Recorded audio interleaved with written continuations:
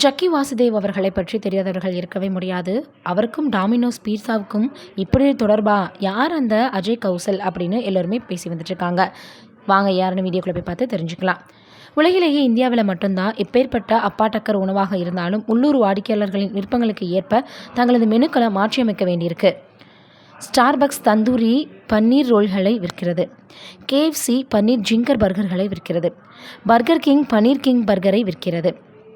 அந்த பாதையில் டோமினோஸ் பீஸா நிறுவனம் தனது மூலப்பொருள்களின் தன்மையை மாற்றி அமைத்து மேற்கத்திய பாணியில் தனக்கென முத்திரை பதித்திருந்த டோமினோஸ் பீட்சா உள்ளூர் வாடிக்கையாளர்களின் தேவைக்கு ஏற்ப மாவின் சுவையை மாற்றுச்சு.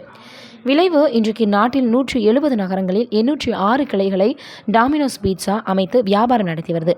இது மெக்டோமினஸை பார்த்தோன்னா விட 2 மடங்கு அதிகம்.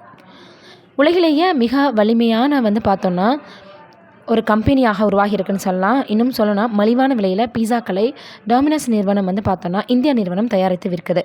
துணிச்சலான புது உத்திகள், வாடிக்கையாளர்களின் மனப்போக்கை அறிந்து வைத்தல், மேற்கத்திய பாணி ஆகியவற்றோடு டோமினோஸ் பீஸா இந்தியா வெற்றிகரமான ஒரு உணவு நிறுவனமாக உருவெடுத்திருக்கு. அமெரிக்காவுக்கு வெளியே அதன் ஒட்டுமொத்த விற்பனையில் 20% இந்தியாவில் செய்து. டோமினோஸின் இந்த வெற்றிக்கெல்லாம் காரணம் ஒருவர். அவர் பெயர் அஜய் கௌல். இந்தியாவில் டோமினோஸின் ஃப்ரான்சைசராக பார்த்தோன்னா ஜூபிலண்ட் ஃபுட்வொர்க்ஸினுடைய CEOவாக அஜய் இருக்கிறார். டோமினோஸ் தயாரிப்புகளை மாற்றியமைத்து உலக அளவில் இந்தியாவில் மெக்டொனால்டு நிறுவனத்தை டோமினோஸ் முந்துவதற்கு காரணகர்த்தாவாக இவர் தான் விளங்குகிறார். இப்படி இருக்கக்கூடிய சூழ்நிலையில் டில்லி IITயில் படித்து ஜாம்ஷெட்பூர் ஸ்கூல் ஆஃப் மேனேஜ்மெண்ட்டில் MBA முதுகலை பட்டம் படித்தவர். B2C துறையில் 30 ஆண்டுகால அனுபவம் பெற்றிருக்கிறார். அவரது தலைமையின் கீழே ஜூபிலண்ட் ஃபுட்வொர்க் நிறுவனம் 2010ஆம் ஆண்டில் IBO வெளியிட்டது. 2010-20 ஆண்டு காலத்தில் மிக லாபகரமான IBOவாக இது விளங்கியது. நிறுவனத்தை அமெரிக்காவிற்கு அடுத்தபடியாக இந்தியாவில் அதிக லாபத்தை தரும் அளவுக்கு உயர்த்தினாங்க. சாயோஸ், கலிஃபோர்னியா புரிட்டோ, அதுக்கப்புறம் பார்த்தோன்னா டால்சினி போன்ற நிறுவனங்களினுடைய தலைமை ஆலோசகராகவும் பல ஸ்டார்ட் அப்களினுடைய முதலீட்டாளராகவும் இருக்கிறார்.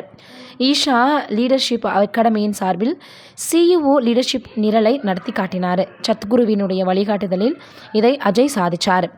2005ஆம் ஆண்டில் இந்தியா, நேபாளம், வங்கதேசம், இலங்கை போன்ற நாடுகளினுடைய டோமினோஸ் ஃப்ரான்சைசியாக இருந்த ஜூபிலண்ட் ஃபுட்வொர்க்ஸில் சேர்ந்தார். அப்போது இந்திய மார்க்கெட்டில் பீஸா அதிக அறிமுகம் இல்லாத உணவாக இருந்துச்சு.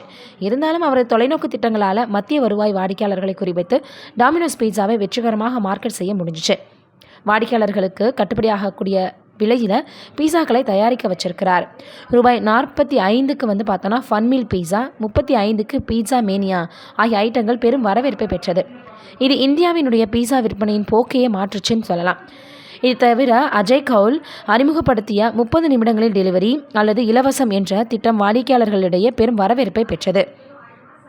அஜய் தனது வெற்றிகரமான செயல்பாட்டுக்கு காரணம் சத்குரு ஜக்கி வாசுதேவ் அப்படின்னு சொல்லியிருக்கிறாரு.